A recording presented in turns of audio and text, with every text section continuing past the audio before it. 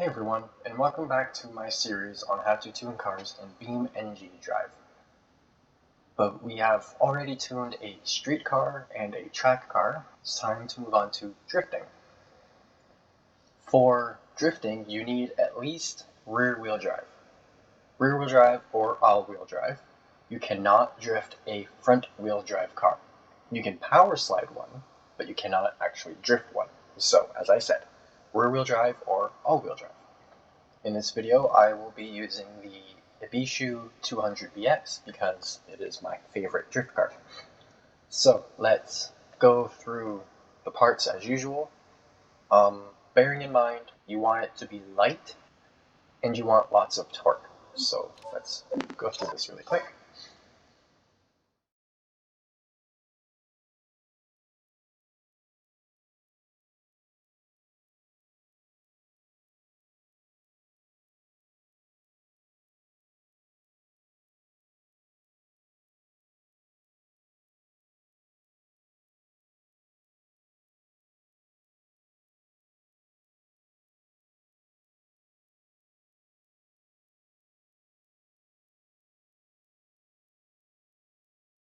Okay, so now that we have the parts that we want, the body-wise, and then we'll use race suspension so that we have all the tuning options that we'll need.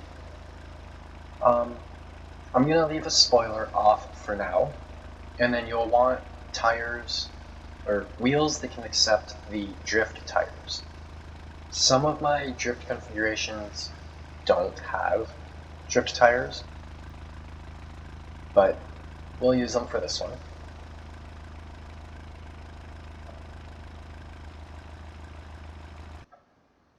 There we go.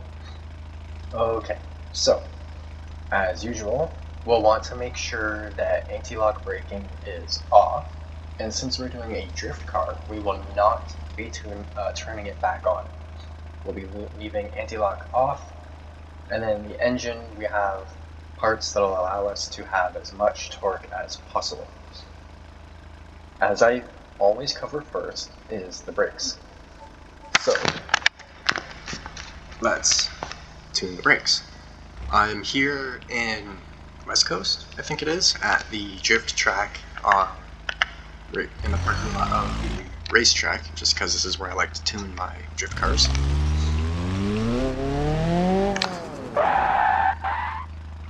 So as of right now, the balance seems pretty good, but the brake pressure is way too high. They lock up way too soon. So let's drop this down to 75 for now and see how that goes. We want the brakes to only lock up under full braking, not halfway through.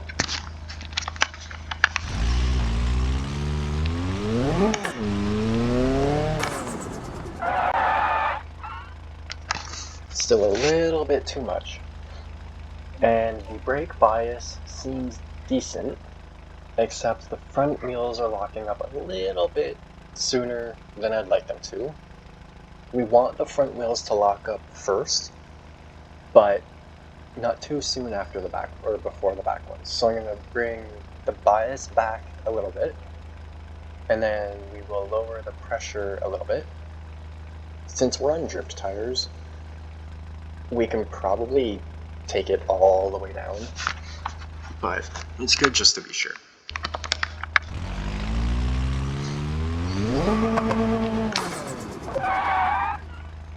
Okay, looks like we can bring it down all the way. Now, my reason for doing this is it allows us to have more control over the brakes. They still lock up, which we want for like the best braking, so we still have full power technically. But with a lower pressure, we can use more of the trigger to be more precise with how much we're actually stopping. Now, the back ones didn't lock up at all. So instead of just bringing the pressure up, again, I'm going to move the bias back a little bit.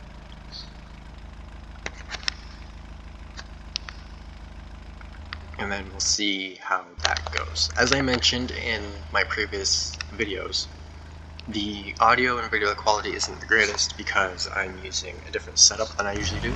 I'm waiting to get a new laptop, and my microphone is still on the other side of the country.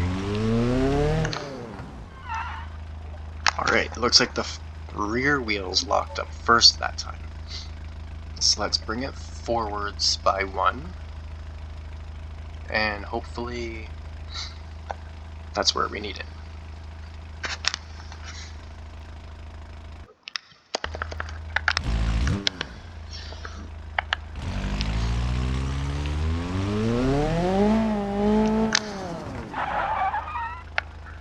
Okay, so since the front wheels are locking up and the back aren't, and with it lower, the back wheels lock up first, I am going to bring the brake pressure up a tiny bit to about there. That should be okay. Final drive ratio for this one, we will want a good mix between torque and speed. I'm not sure where I usually put this, but let's start off with 410 or 4.1. And then the rear differential, you want it to lock up, but you also want good control. If your power lock rate is too high, you'll likely slide too much. If it's too low, you won't slide at all.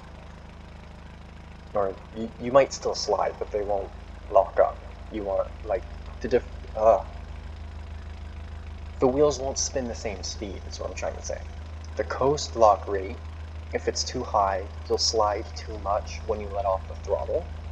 So let's drop that down, and then the preload is how much initial locking force is between them. So we'll drop that down a little bit.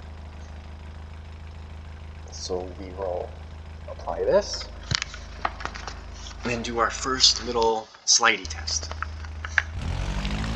So at first, we'll want to just see how much it slides, and this feels decent for now. It's sliding, but it's not getting enough hand.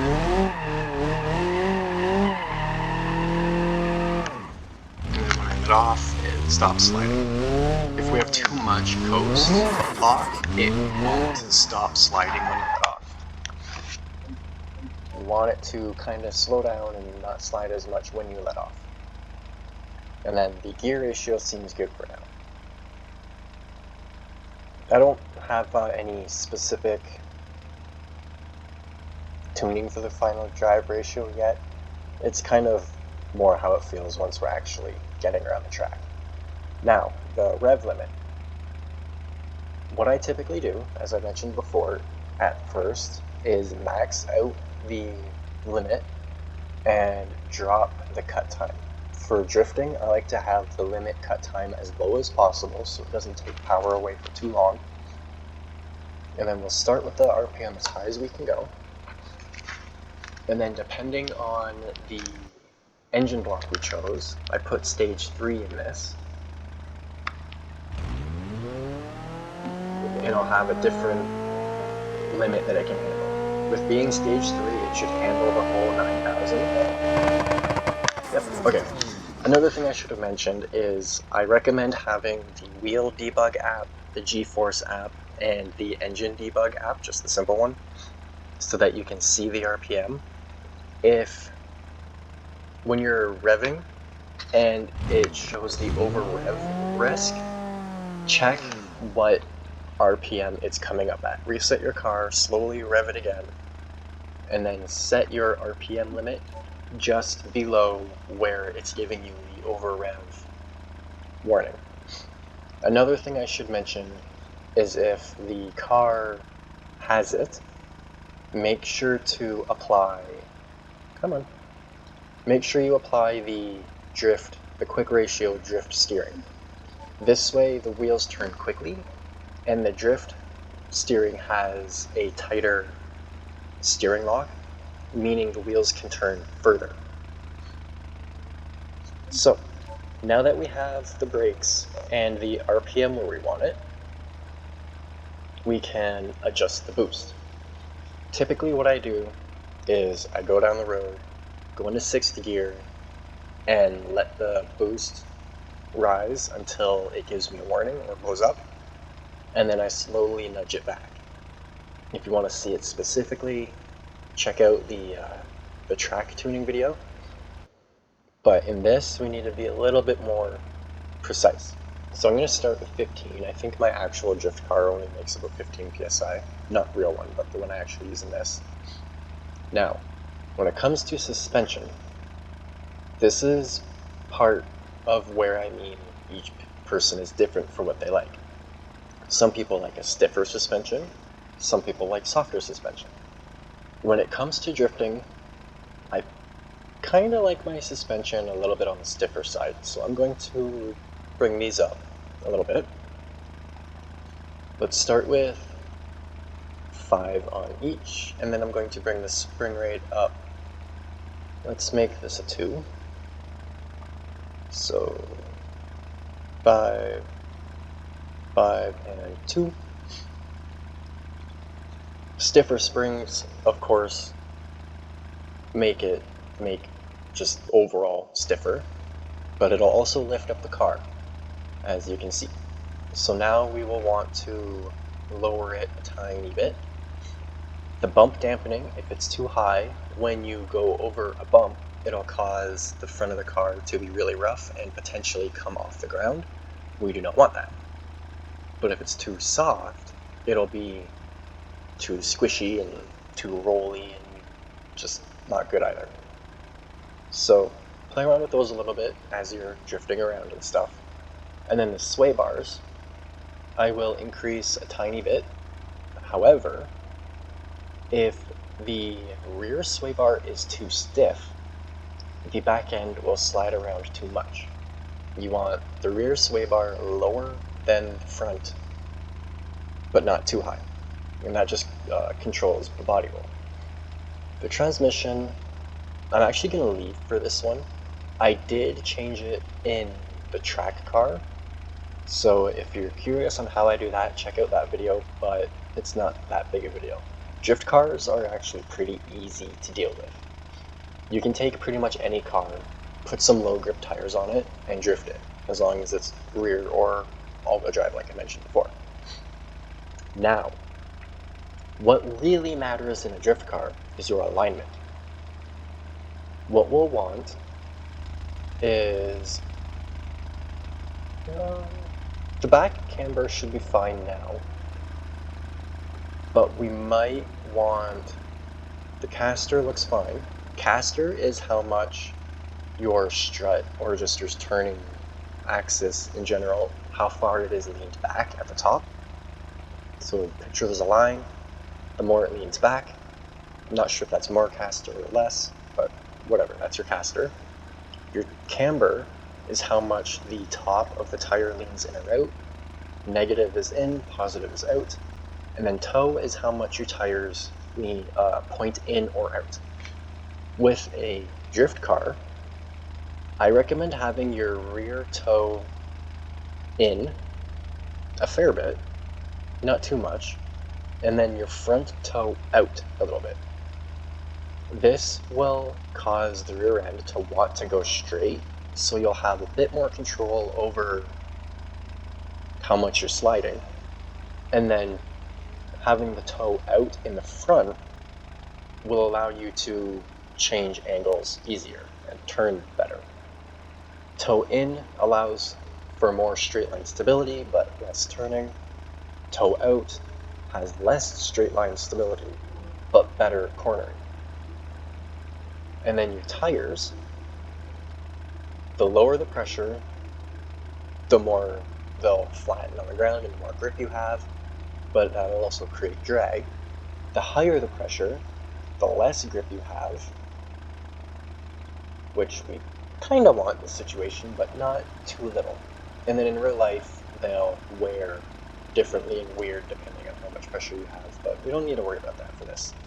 And then your track offset, looks like on the back we can go out. The wider you go, the more stable your car will be.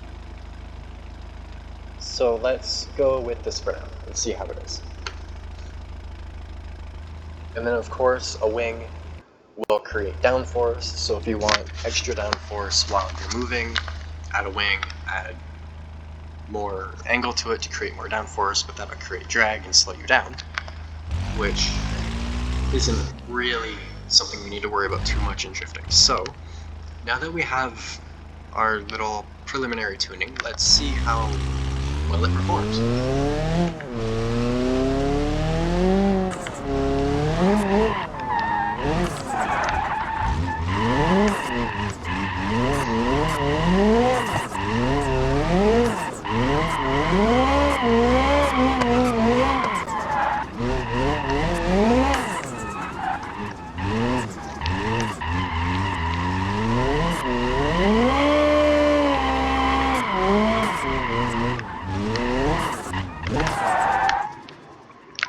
And I stalled.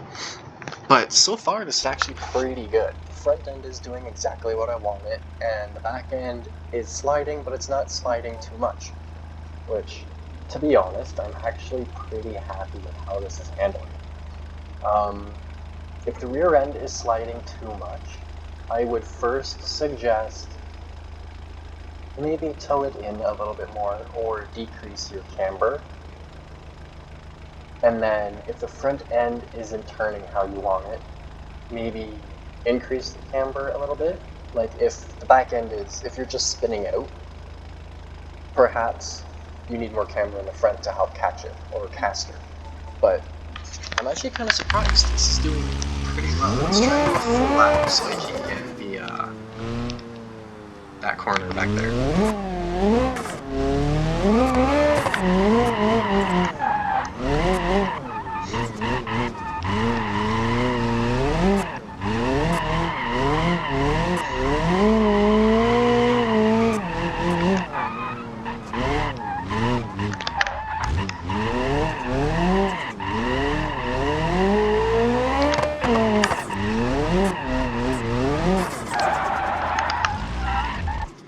And I held handbrake a little too long. I shouldn't have used handbrake when I switched directions. It looks like we either have, or that could just be the seams. I'm trying to figure out what damage is showing up, and it's stalling again. Not sure why it keeps stalling on me. Alright, let's try this in the corner. Probably need third.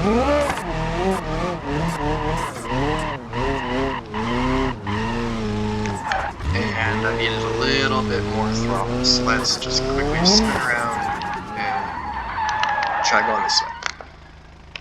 But I'm surprised. Usually this car needs a lot more tuning done to it.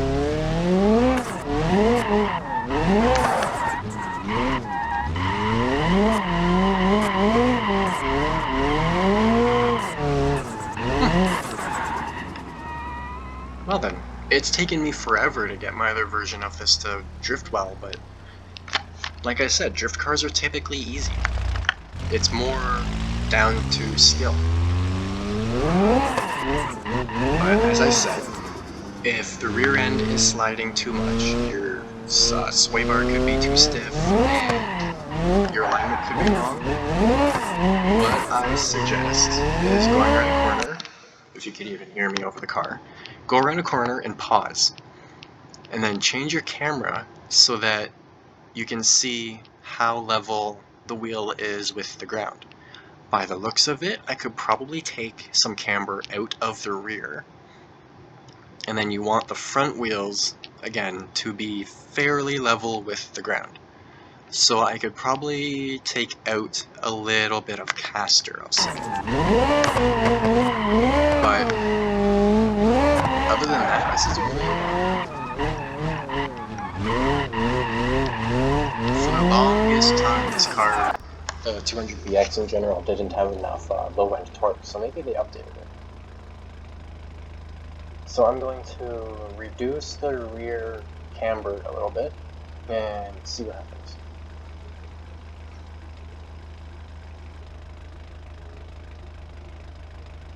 Oh, that's the front.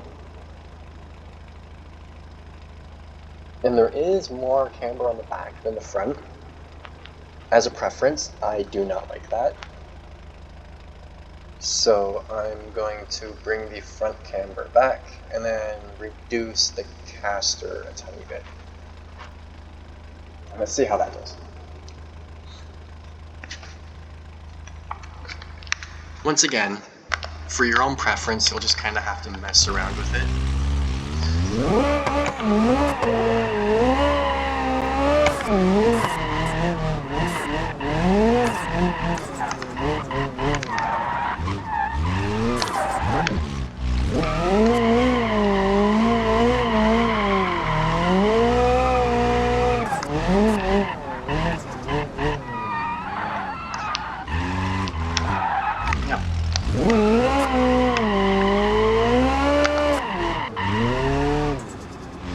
Now it's got definitely more grip in the back, which should allow for better angles. So we'll check on this corner up here, put it in third, try and have more of an angle, like so, and too much angle. So, like I said, just kinda do laps and play with the tuning. Hopefully this helps you kind of understand what each thing does more.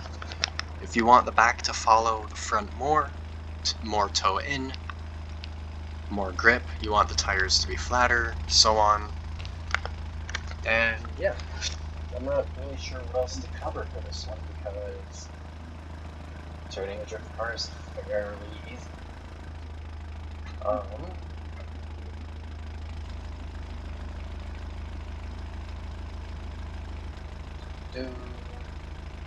If your car is too bouncy, stiffen the dampening. If you want it to be softer, lessen it like I mentioned before, but this seems to be pretty good. If your front end isn't gripping enough, like I said, pause it, see how the wheels are, adjust from there. And yeah, I wasn't expecting this car to handle so well, so I guess that's it for this one. I'm kind of surprised. I'm going to give it a little bit more camber, and then there's still more camber in the rear, so I'm going to bring this up more again. I'm going to bring the front toe should be fine. For some reason it's way off from left to right. In a straight line, if it's going one way or the other, that's what the steering left to right is for, or the toe left to right, each car seems to say a different thing. And then that's a lot of camber while we're just, caster while we're just sitting here.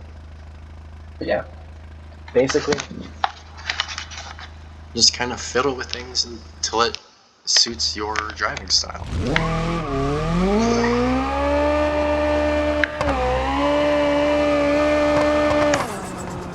If you have too much toe out on the rear, as you're just spinning the tires like I was there, it'll tend to wander.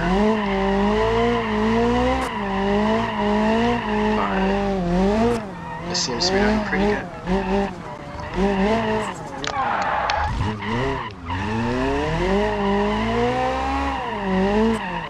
Lots of grip in the front to control which way we're going. Decent grip in the back so I can kind of steer it with the throttle. I could probably use less sway bar in the back.